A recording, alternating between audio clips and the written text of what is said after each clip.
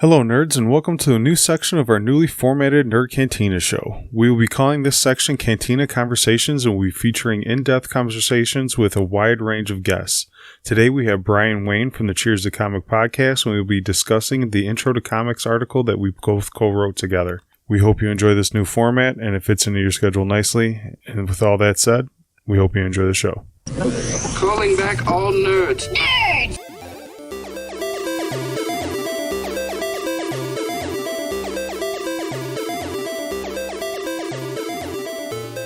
All right, welcome nerds to Cantina Conversations. I'm sitting here with Brian Wayne from the Cheers to Comics podcast. We're going to go over today a little bit about the article we co-wrote together on the Intro to Comics, just some comics to get our new readers into the Marvel, DC, and independent universe. But before we get into that, Brian, why don't you introduce yourself?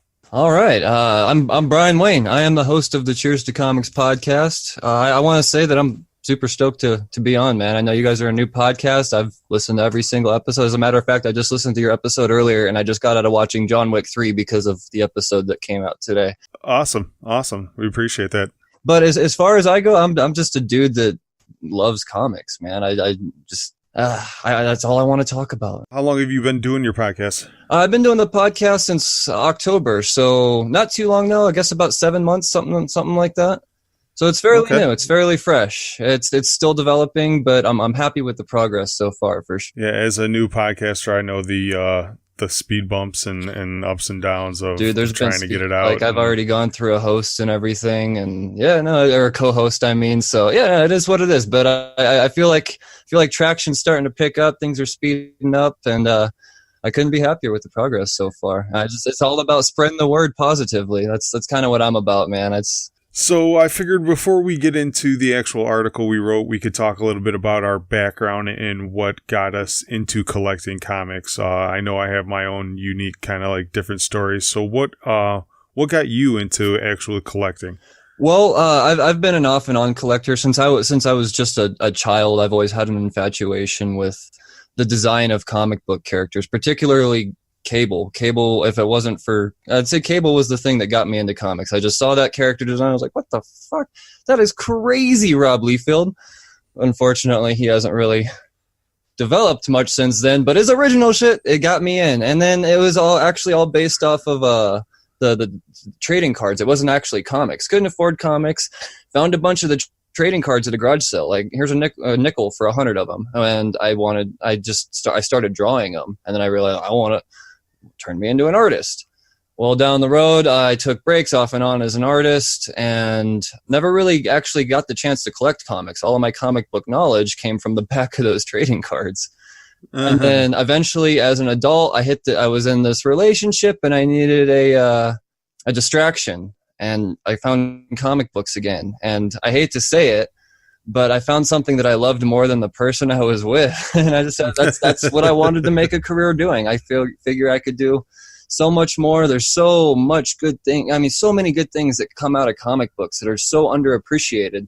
And I feel that it is my duty to spread the word that is comic books. And that's what my podcast is all about. It's about getting people into it. True. So yeah, it's very true. So you said the old Cable, so you're more of a 90s extreme huge guns Cable guy? Is that what got you? Man, like I need those 90s X-Men comics were on them yeah, it was pretty extreme back then. They went really overboard with a lot of the art back in the 90s. It was, and then we're talking at a time where War Machine was cooler than Iron Man back in the day. Like I was a War Machine fan. I'm an Iron Man fan now, but it just goes to like that's how much comics have changed and developed since then. The War Machine's now the C-list character, and yeah, it's I love it, man.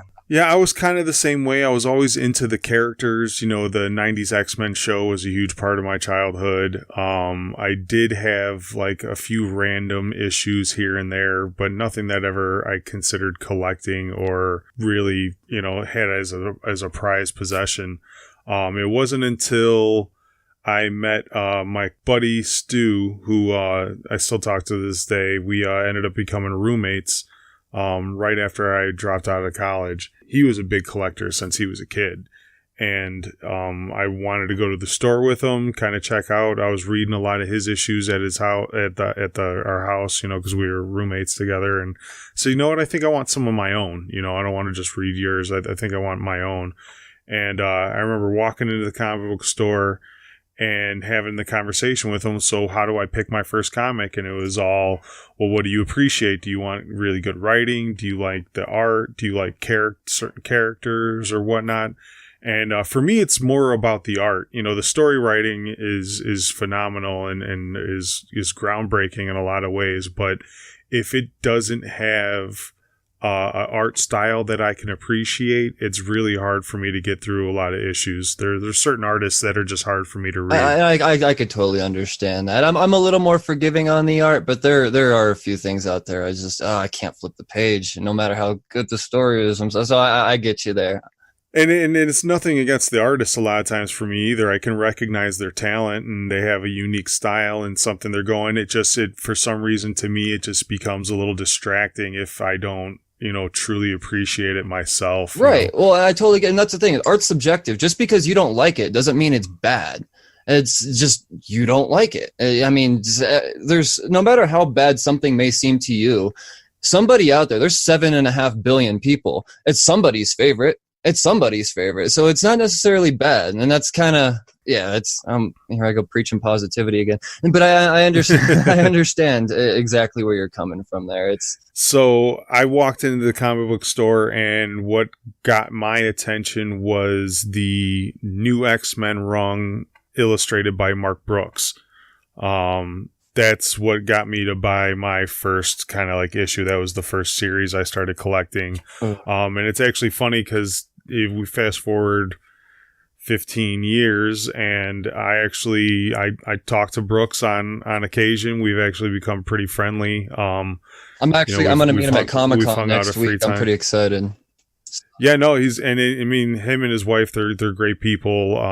We hooked up through Xbox Live. We used to play we played Destiny together for a long time. So we would hang out on the video game chat and shoot the shit all the time. Right on. So it was kind of like that, and then once I started expanding into stories, I want to say right after I started collecting was when the House of M run started. Which was, just a phenomenal story arc, illustrated by one of the best artists in Marvel. I'm a big fan of Copiel. And then, it just kind of, my collecting itch hit in, and it was just like, well, now I need to have everything. And I was buying, my Wednesday pulls were getting, a stack of comics mighty high. Yep. Yeah, it was the thing that the comic run event that I ended up jumping into was Civil War II, and I ended up doing something where when I jumped into something, I jumped into it hard, and I didn't just go through and start collecting from Civil War II where I started and then on out. I went through and I collected every single tie-in of Civil War II, and not just that, I collected if there was a Squirrel Girl run that only had one tie-in, I made sure that I collected the entire Squirrel Girl run, and I got that bad too. Yeah, I have every issue of the 52 series from DC. I have every World War Hulk tie-in. I have every the Secret War, all that. I got really bad with it for a little while. Now, I have 2 kids. I'm a lot older. I still enjoy reading. I tend to just stick with the trades, so I have a buddy that still collects issue by issue. And when there's a good series out, he'll just be like, no, you really need to read this. And I'll try to pick up the trade paperback and read through. I've gone from the monthly reading to binge reading, I guess you'd say. It's the equivalent to binge watching a Netflix show is a trade paperback now. Yep. So I've gotten into binging my comics when something good comes out. Nothing wrong with that, man. Doesn't matter how you get it as long as you get it. So we can dive into the article a little bit. Me and Brian co-wrote an article. I wanted to do an intro to comics article for the Nerd Cantina blog. I'm just pretty much right now a straight Marvel zombie. It's hard for me to get into DC anymore. I gave them a big shot, and I wouldn't say dislike DC, but I am not a fan of a lot of the directions they take their comics in, and the practices they use to tie up stories and things like that. I can understand how their storytelling methods can be frustrating. I can understand that, but there's still some good stuff, and I'll be the one to try to convince you that there's definitely some stuff in DC worth. So when I got the idea to do the Intro to Comics article, I knew I had some Marvel ones that I wanted to recommend. I knew I had a few independents, but I didn't know where to turn to for DC. So reached out to our buddies at the Cheers to Comics podcast and asked you if you'd help me to fill in the gaps, and you were kindly enough to do so. So we'll just go over a little bit of those right now and for the Cantina Conversations, and let everyone know kind of like our motivations behind why we chose these and whatnot. So to start it off, my first Marvel comic that I think we should talk about is Supreme Power. That was one of my favorite runs, just because I did really enjoy the fact that it's kind of like Marvel trolling DC. Gotta love it. So for those that don't know, Supreme Power is basically Marvel's take on the Justice League. So they have Hyperion, who is a Superman type character. They have, I think, Nighthawk, who is a Batman type character. Squadron Supreme is, I think that's what they're referred to now. They're actually relevant in comics now. Yeah, they've recycled them. Yeah, they've recycled all those characters and brought them back out. But that Supreme Power run was really something else. Straczynski did a phenomenal job, telling that story. I just loved their take on it. It was them saying to DC, you have these badass characters and you do shit with them. If we owned them, this is what we would do. And they did. They did it way better than DC's ever done it. I think Supreme Power can rival the best of the Justice League stories that you could put out there. I really do. I think so. Ooh, that's a bold statement, because there's some pretty good Justice League stories. But I do believe, I mean, just from the little bit of Squadron Supreme that I've read, and because there is Squadron Supreme tied into Civil War too, and that's when I got my first taste. And dude, that's a fun team. That's a damn fun team. And it is totally 100% an FU to the Justice League, because they do it better. What was it? Not the Man of Steel Superman, but what was the one before that? The movie, not Henry Cavill, the one, I can't remember, the one that just bombed and then they rebooted it again. Oh man, came out a long time ago. Yeah, it came out a long time ago. But there was a scene in that one where Superman is walking against bullets, like a machine gun's firing at him, and they do a slow-mo take of a bullet hitting Superman's eyeball. And that was a direct rip-off of a panel from the Supreme Power series. And I went to a Comic-Con, and I got in front of Straczynski, and I had him sign a few of my issues. And before I left, I said, look, I don't think anybody else noticed, but when they put, it was right after the Superman movie kind of came out, maybe a year or two afterwards. And I told him, that scene where the bullet hits Superman's eye, I know that's from Supreme Power, and I know they stole it from you, and that's bullshit. And he just looked at me like, thank God somebody knows. That's awesome, he's like he felt the same thing. And it just shows how good they did tell that story in Supreme Power of a Superman character, a Wonder Woman character, a Green Lantern, and they just did it so phenomenal. The art is very realistic. I just think in the fact that it doesn't really tie into the Marvel universe, the Supreme Power run is kind of like a standalone run, that I think it's a good story for people just jumping into comics. You don't really need any good background. The fact that they are kind of a spin-off on the Justice League, everybody knows who Batman is, everybody knows who Superman is, so you kind of have your bearings jumping in at that point. But yeah, that's one of my favorite runs, and I recommend that book to everybody. I actually have the big hardcover. Yeah. Well, Yeah. that's a Marvel deep cut for sure, man. But that's awesome. I'd have to agree. It's a fun team. It's a damn fun team. I can't say that I actually read that volume, but the team itself, I know. Yeah, I can't remember exactly when it came out. Probably in the mid 2000s, maybe even earlier than that. But yeah, definitely pick up that trade if you can find, maybe at a used bookstore. Like I said, it's old enough. But I bought the hardcover and I bought the trade because I don't let anybody borrow my hardcover. That's like for show. So if people want to read it, here you could have the trades. The single issues are behind me on the shelf. That's dedication, man. Damn. The second storyline that I think everybody can read just getting into comics, is one of my favorite characters is Hulk, and I think everybody loves the Hulk. I don't really think you're going to meet anybody that doesn't like the Hulk character. I know some of the Hulk stories have kind of fallen flat and are kind of hard to get into. They do a lot with Banner and stuff like that. But I think one of the best comics ever written is the Planet Hulk series. Oh, that's amazing. That's an absolutely incredible story, man. And that's what a lot of people don't realize. It's kind of loosely based on Thor Ragnarok, the movie. Like they tried to tie that in because they knows they could never do their own Planet Hulk story, so they just kind of threw it in the Ragnarok. And no, that's amazing. And if that's the only movie rendition I'm going to get, I guess I'll take it. I would really hope that they could have done it justice as a solo Hulk movie. But the fact that I did get the Gladiator kind of Hulk scene, and we got the World Breaker armor, and that.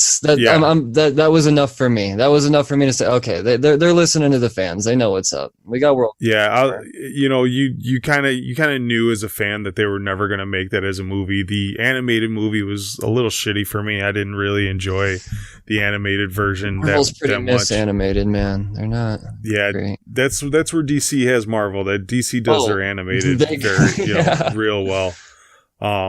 So to see that version of Hulk in Ragnarok, it was a little like I'll take it, But that whole story, it spans I think 12 issues. That's about a entire maxi, story. so yeah. It's a big hardcover. I got that hardcover too. It's a pretty big hardcover. But it takes you on a roller coaster ride of Hulk. It's the most, I think, that you ever really kind of like get attached to him as a character throughout an entire story.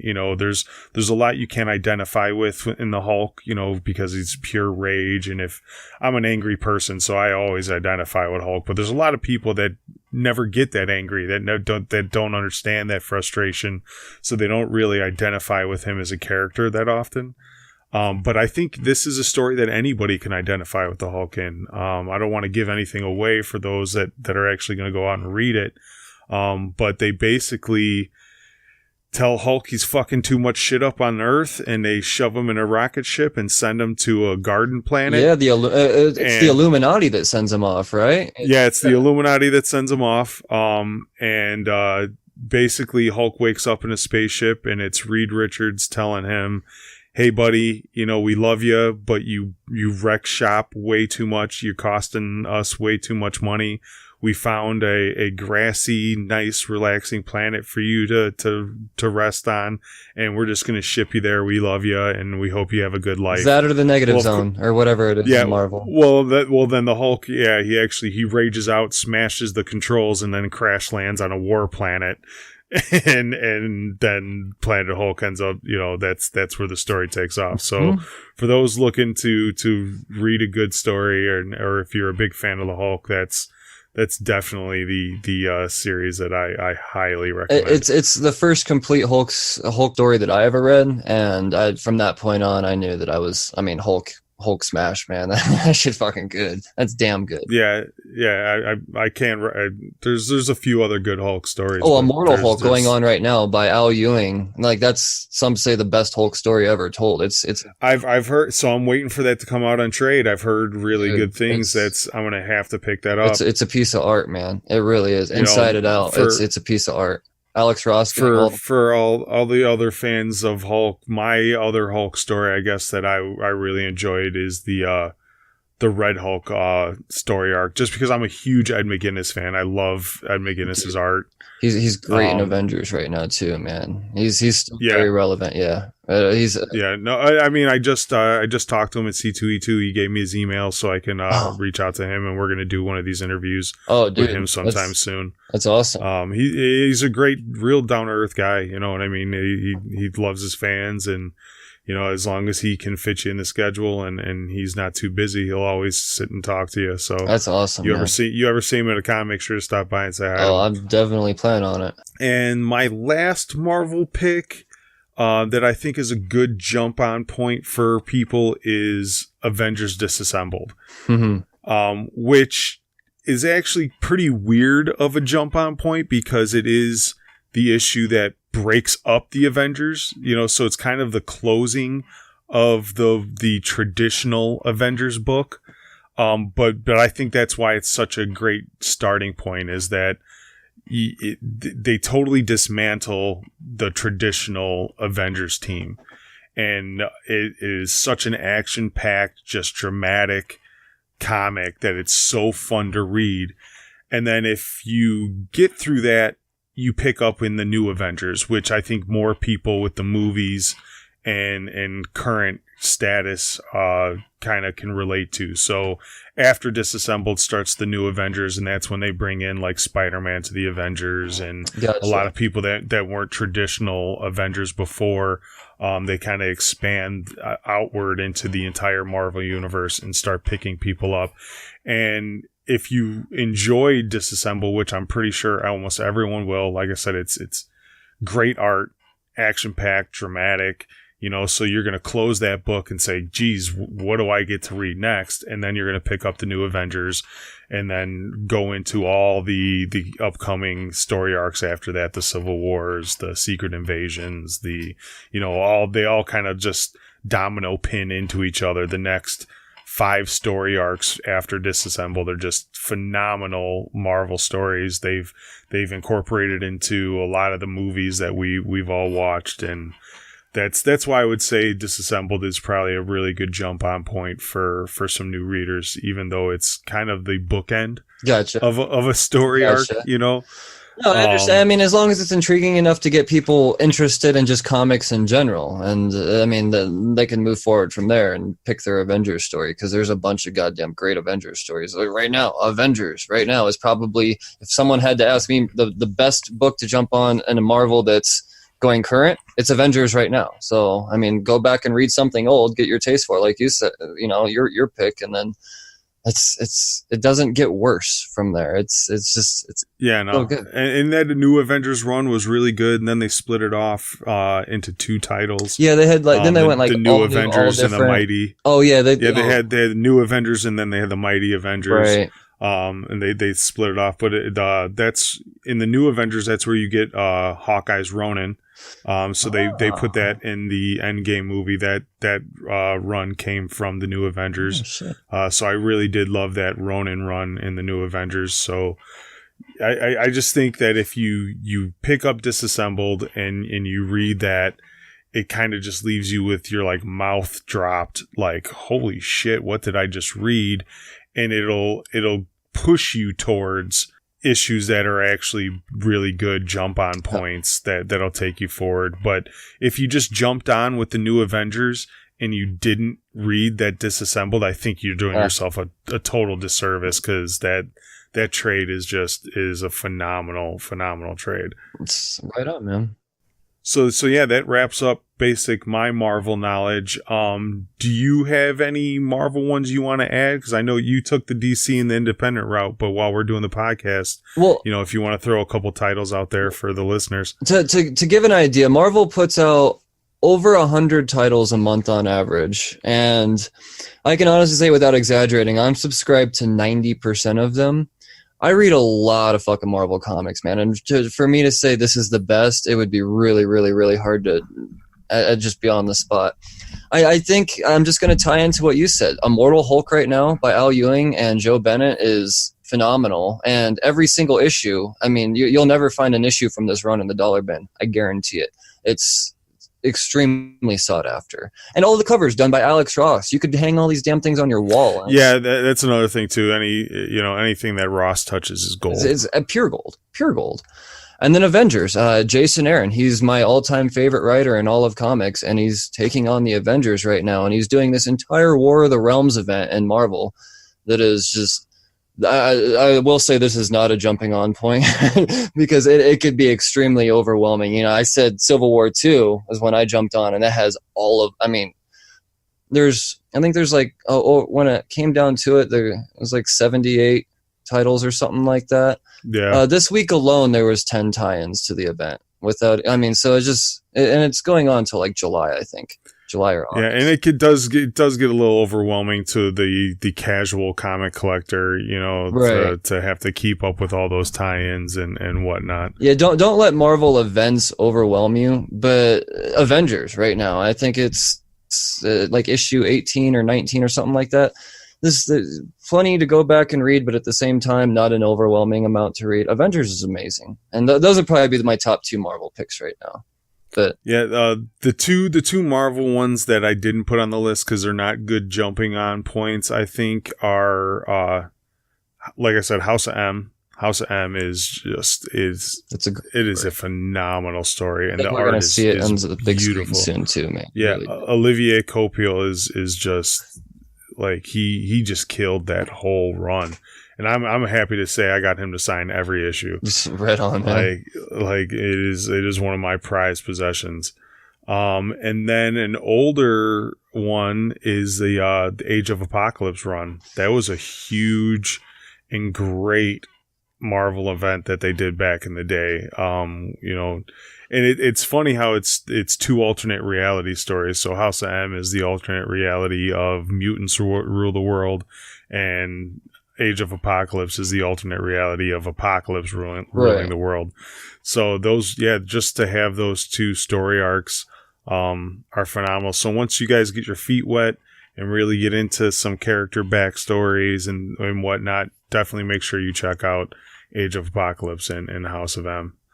But I think that's good for the Marvel. Yeah, we could do a whole podcast just based off of just based on Marvel. Yeah, and that's the thing is I gave up on DC a while ago, so that's why I'm deferring to your expertise for the DC issues. So when we get into that, the first run that you had picked for the DC is Scott Snyder's Justice League run. All right. Can you talk a little bit about that? So Justice League is phenomenal right now. I will say that it's a roller coaster ride. There are parts where, Scott Snyder's writing isn't necessarily for everyone because it can be dense at times, but then there are times where he loosens it up and he can do everything from dark humor to light humor to just heavy situations. He can get you to want to throw the book. Holy shit, I can't believe that just happened. The dude's amazing. But it's not just Justice League that I recommend, because the whole Justice League title right now was all stemmed from DC's biggest event since I started collecting comics, and that was Metal, Dark Knight's Metal. And that's where we get the Batman Who Laughs, who is just everywhere right now in comics. And so, you read those 6 issues, and there's a few tie-in stories to that, and but there's not a bunch, not an overwhelming amount. You can go out and buy the trades, and it's a combination of all of them. Read Dark Knight's Metal, and then get into Scott Snyder's Justice League. And from issue 1 up until the annual, which I think is like issue 20, it is a roller coaster ride. But the coolest thing about this book is every 5 issues, they turn it from the perspective of the Justice League and turn it into the Legion of Doom's perspective.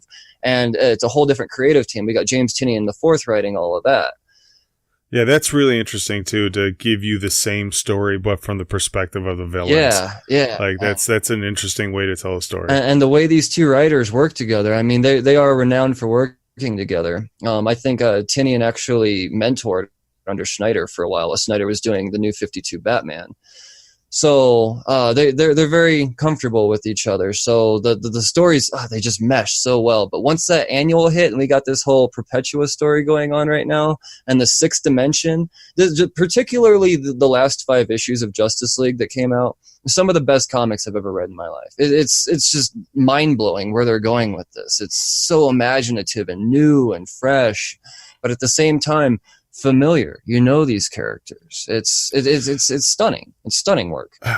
How much of a background would you say you need to know about the Justice League going into this story arc? Flash is fast, Batman can't be beat, Superman's a prick, Wonder Woman knows what's up. I mean, it's typical stuff. If you know anything about the Justice League, really, that's what it is. It's beautiful. But the biggest thing really is Dark Knight's Metal. That would be you gotta at least the 6-issue bulk story itself, because the Batman Who Laughs does play a huge part in the Snyderverse, and not so much in Justice League itself right now, but it's all referred to events that there's a lot of events that happened back in Metal beyond just the Batman Who Laughs, and it has to do with there's a bunch. Like I said, it could be dense at times, but oh man, it's worth the journey. It really is. There's plenty to read, but not an overwhelming amount. Well, sticking with Batman, that brings us to the second title that you had recommended, which is the Batman Beyond. Batman Beyond, man. Dan Jurgens. Yeah, Dan Jurgens. So, what's up with that one? This is just fun, is what it is. You get a character that has got a niche group of fans. You know, it's mostly '90s kids, because that's where Batman Beyond. You know, that's I mean, everyone grew an attachment from the animated show. Absolutely, and it's. I mean, I feel when I read this comic that I'm just taking stills from the show. That's how true it feels to the show to me. And more than anything, it's a comic of nostalgia, but it's also very, very brilliant storytelling. And they bring in very familiar things that we all know from the comics, but then they put crazy twists on things, and it's Batman in the future, so the sky's the limit, and Dan Jurgens he's killing it, man. He's killing it. And I actually jumped on issue, I think it was issue number 24, and that was starting a new arc, and I think they're up to issue 31 now. So I can admit I've only read the last 6 issues of Batman Beyond. I'm blown away. It's the number 2 DC comic I recommend to anybody. So yeah, that's if you catch a trend here, I'm trying to recommend things that are ongoing now, so people, once they enjoy it, they can keep enjoying it. So yeah, that's just kind of the theme I decided to go with. But, Batman Beyond. No, that's quite all right. And basic with that theme of current characters and what's going on currently. The third comic that you recommended out of DC was the Shazam comic. Shazam. And with the success of the movie, which I thought it's the best thing DC's done since Keaton played Batman. Dude. The movie was even better because I read the first 4 issues of the comics going in, and the whole time I'm like, are they actually doing? How true? Did Jeff Johns write this fucking movie? Like, what is going on here? This is true. I know it's going to happen in the sequel to this movie because of how these comics are laying out. It's just so perfect. It translates so well, and that's all the more reason why I recommend this book, because if you've seen the movie, you could just jump right into this book and feel like you've been reading Shazam your whole life. Just go see the movie, and then they're only at issue 5 right now. It's a brand new run. It comes out like every 5 weeks. It's a slow run because they put a lot of work into this creative team. The interiors are absolutely beautiful. Alex Sinclair does the colors, and it's eye-popping, man. And it's a family book. Do they carry some of the same themes from the movie into the comic? You know, the family theme, the lighthearted kind of comedy. Dude, it's all about these kids right now, man. It's all about these kids. It's dark. That's what I liked about the movie, is that it was very lighthearted when it wanted to be. It had a good family moral, but it also was dark. But then the movie was dark when it needed to be too. Yep. You know, so the comic's pretty much the same as the same the movie type of tone. Like, you get the kids all. And just for instance, right now we got they're opening up the Magic Lands, and that's kind of how, I mean, spoilers, it's been long enough. They hint at the end of the movie the Magic Lands is a thing. Well, throughout the comics, we're seeing all the kids split up throughout all the various Magic Lands, and we get Fun Lands and the Game Lands and the Wild Lands and all that. And it is, but so everything's all fun and games, and then something terrible happens. Like, oh, you're too old to be. Oh, once Billy Batson Shazams out, like, oh shit, you're an adult. You got to go down to the cellar because once kids are an adult here, you just got to be in your. You got to be grinding it out, shoveling coal. Oh, you're in the wildlands? Humans aren't allowed here. We're all animal people. Bye-bye. And then you get that dark turn, and then you get Black Adam going, oh, Billy Batson, I'm pissed at you, man. I'm coming for your ass. And Billy Batson Black Adam's just fly. Oh, man, it gets intense. It really does. But at the same time, this is a book where if you wanted to sit down and read with your 5-year-old son without having it to be a Pokemon book, you guys can both enjoy this. It's beautiful, and it's got all of the colors that a kid would drool over. At the same time, my simple brain, it's beautiful. I love it. No, that's awesome. The third section that we kind of split up, you took 2, I took 1, is the independent section, and I think that's where a lot of non-comic readers might find kind of a niche, is because there's so much history with a lot of the Marvel and DC characters that I think that long-standing history scares people away. You don't want to jump into a TV show in season 5. You don't. So it's kind of that same thing as a lot of people are afraid to jump into comics in mid-season. And not everyone's into superheroes either, and that's the beautiful thing that's very comics, true. Is most indie comics aren't necessarily about superheroes. They take wild turns. Yeah, that's what I think would speak to a lot of the people that don't think comics is for them because they aren't into the superheroes. But there are a lot of good stories that just revolve around, real life and everything. I mean, we see the success of The Walking Dead. Mm-hmm. How that show skyrocketed. There's nothing supernatural or superhuman about any of those guys. Those are just people getting ate. That's exactly.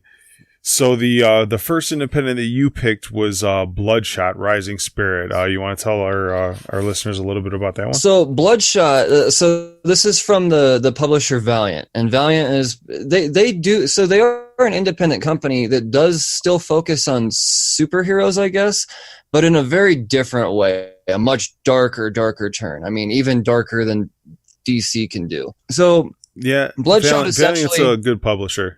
Oh yeah, no, they are. I mean, you get Exo Man of War and your Ninja K, and there's a whole bunch of good Valiant stuff out there. And Valiant's about to hit. I mean, I'm gonna use your term here, Nerdstradamus. Valiant is about. I listen to the podcast. I promise. Yeah. No. Obviously. Yeah. No. They're about to hit it hard. I think if I had to guess, I would say that would be something that Netflix could really do if they pulled in Valiant. They're fucking golden, man. But we know that a Bloodshot movie is coming out. Granted, people might be a little on edge because it's Vin Diesel, and Bloodshot is known for his flat top, and Vin Diesel isn't necessarily known for having anything above his shoulders besides a deep voice. I could actually see that voice working for Bloodshot. It works. But essentially what Bloodshot is he's not a superhero more than an anti-hero. And picture... he heals like Deadpool, but 1,000 times faster. He heals with nanobots, and he's got this like Weapon X mentality. Like, where am I? What am I doing? Well, right now, Rising Spirit. I mean, Bloodshot's been around forever. Since the 90s. But the most current Bloodshot title is Rising Spirit, which is the original origin, and it's an ongoing series. But in the next month or two, we are going to get a second Bloodshot solo title going on, and it's going to help build up hype for the movie. So there's going to be plenty of Bloodshot to read soon. Bloodshot is this is an adult comic for sure. This is not one you read with your kids. It's dark, it's bloody, it's violent, it's fucking dope. I love one of my favorite anti-heroes ever. So my independent title, I did have a few that I was thinking of. I was always a big fan of Invincible. I thought that was a great storyline. The Boys TV show is coming out really soon. I'm interested, but but that's not for everybody. No. Like, that is definitely a comic that you kind of have to be into the real graphic realism to get into The Boys. So I wouldn't put that out for the general public. But the one that I did really enjoy that I think everybody can appreciate is Why the Last Man. I had actually picked that in a book club I was in. I made my entire book club read it, and the book club loved it. Basically, Why the Last Man, crazy kind of like voodoo doll gets discovered in archaeology. There's a ring with this talisman. The main character puts on the ring. The talisman opens, and every person with a Y chromosome on the planet dies. And there's one sole male left on the planet, and the entire arc is following this dude. And it's really interesting how they go in depth on the fall of society without men. There's all these different factions of women. There's all these different cities that are run a different way. It's kind of like the same premise that Endgame had. You lost half the population. So obviously the world's a little devastated when it comes to occupations and just the way we normally go about business, but they all pick it back up. And it's really interesting how the writer really kind of takes you on that journey, because it's basically this kid going across country. So you definitely hit a bunch of different spots, a bunch of different kind of locales. I want to say it's only like 50 issues, the whole run. All right. That you can get through. But yeah, it's a phenomenal story. It has nothing to do with superheroes. It's not like too fantasy-ish. You don't have to deal with wizards or magic or anything like that. It's basically a little bit of magic in the beginning of the series to set the premise and set the tone. But after that, it's this really gritty story of an alternate world where all the men die but one. Right on, man. So that's my independent that I think everybody should go out there and read. Oh, that sounds. And then the last independent we put in the article is what you describe as your favorite comic book of all time, Murder Falcon. Murder Falcon, man. So originally, when you hit me up, I was under the assumption that Murder Falcon was an ongoing story. Murder Falcon's by Image Comics, by the way. So they're an indie company, but they're the biggest indie company. So that's where you get they're your almost Walking hard to Dead consider and all indie that. now, but yeah, it's they're still indie, I guess you'd say. For sure. Well, Murder Falcon, and I read like I said, I read a lot of comics, and to ask me, just a top two, that was really hard. So I had to really think, and I decided that I was just going to give a shout out to my personal favorite thing that I've ever read as an entire run. And like I said, I thought it was ongoing when it was going, and then last week I read the final issue. It turned out to be issue number 8. So it's an 8-part series, brand new, just came out. So look for it in trade soon. So what it's about is it follows this death metal group called Bruticus, and the main character, his name's Jake. He's able to, through the power of metal, he gets this guitar, and this guitar summons this rock and roll avatar, and this rock and roll avatar just so happens to be called Murder Falcon. And just picture something called Murder Falcon, and that's what it looks like.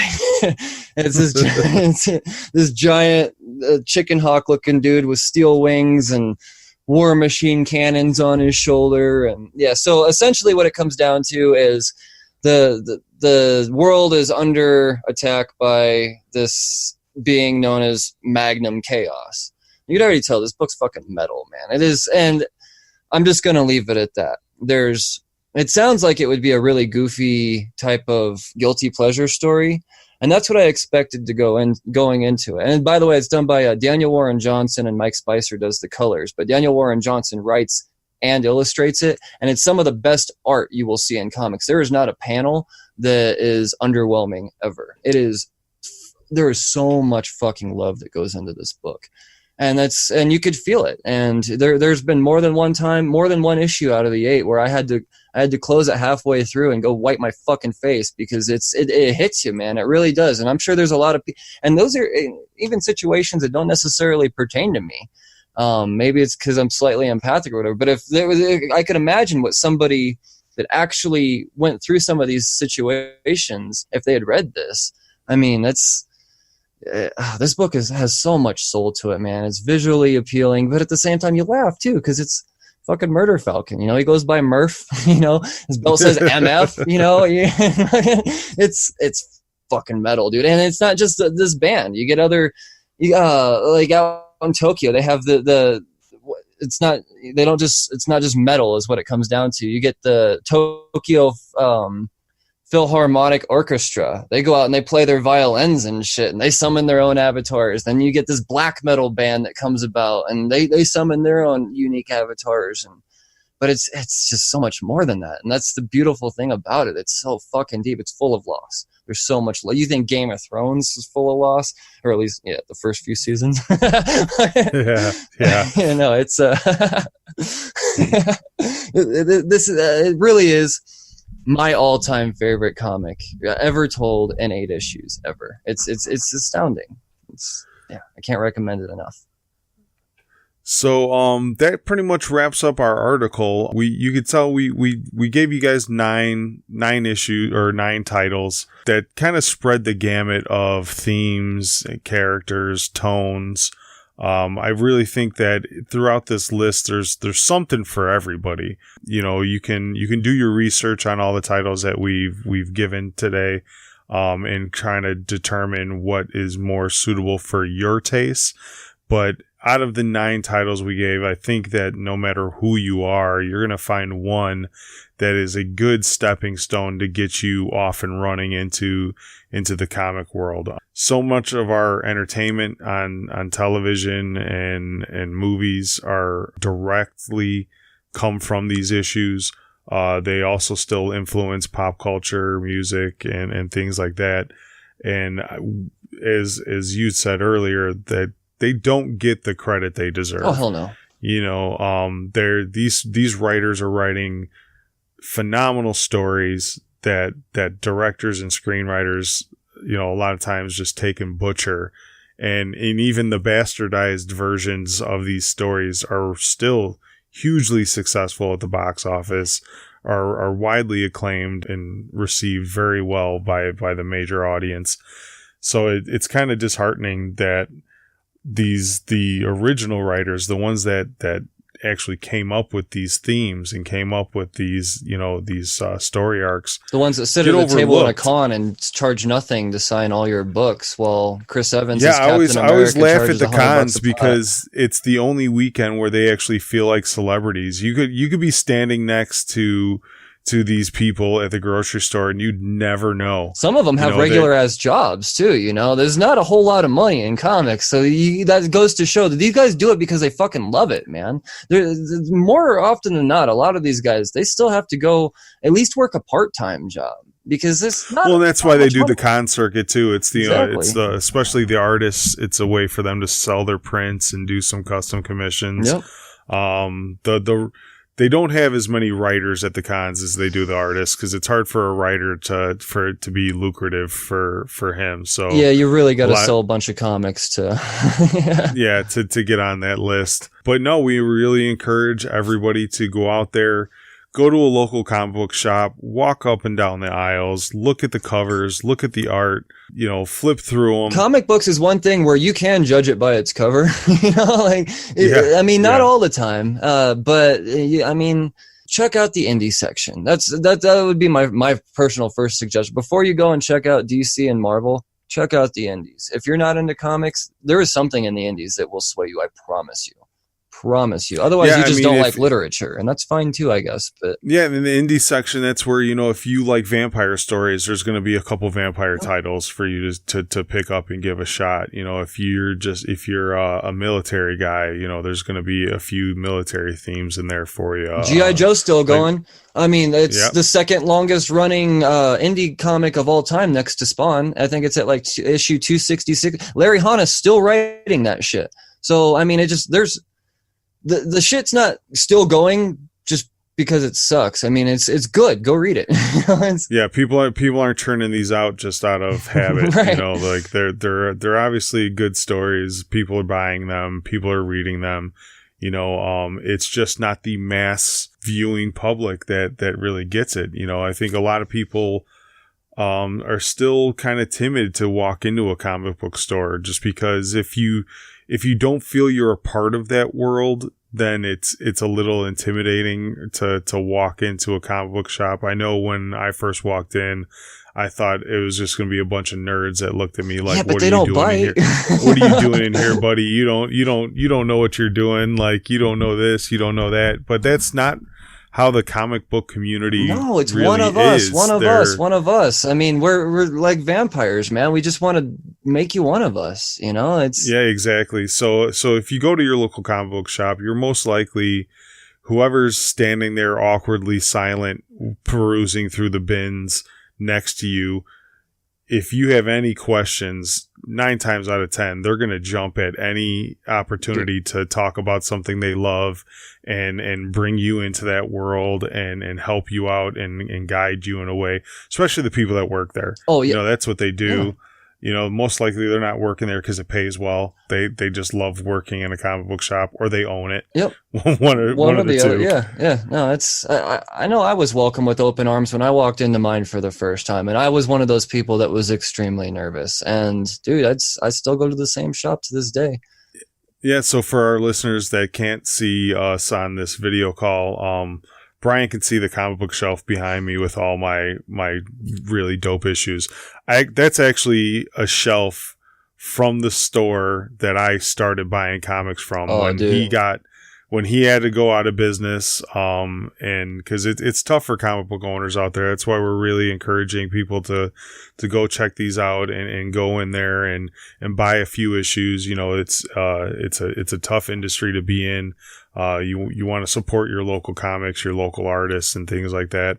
But when he went out of business, we went in there for like his last day, bought our usual pulls from him. He said, you know, you guys are some of my best customers. I love having you guys in here every week. He's like, it's really sad that I'm closing down. You get to pick one box of comics. You can't mix and match comics out of these boxes, but go ahead and pick one box. I can't remember what box Stu grabbed, but I grabbed an Uncanny X-Men box. Literally just a full Uncanny X-Men box. Grabbed it, put it in my car, took every issue home. And I have multiple issues of certain ones, you know, because there's like 3 or 4 issues in there. And now when little kids come over to my house, I just give them one. That's what I do for free comic books. It's like a parting day gift, you know, like so any little kid that comes over to my house and they see my nerd den and they kind of just like freak out of all the stuff I have here. When they leave my house, they get to go home with an Uncanny X-Men comic still. But I asked him, you know, he's like, you know, so what are you doing with all your stuff? He said, another comic book shop is buying me out and they're buying everything in the store. I was like, well, how much are you selling one of those shelves, you know, those shelves for? He's like, yeah, they're coming to get all the shelves too. And I was like, well, how much do you want for them? And he just kind of looked at me. He goes, just carry it out right now and just don't say nothing. Just get out of here. So I literally, that is so cool, that is the shelf from the comic book store that I really, it broke my heart when that place closed, you know, because I don't like going to the major chains. You know, he owned it. He worked there every day.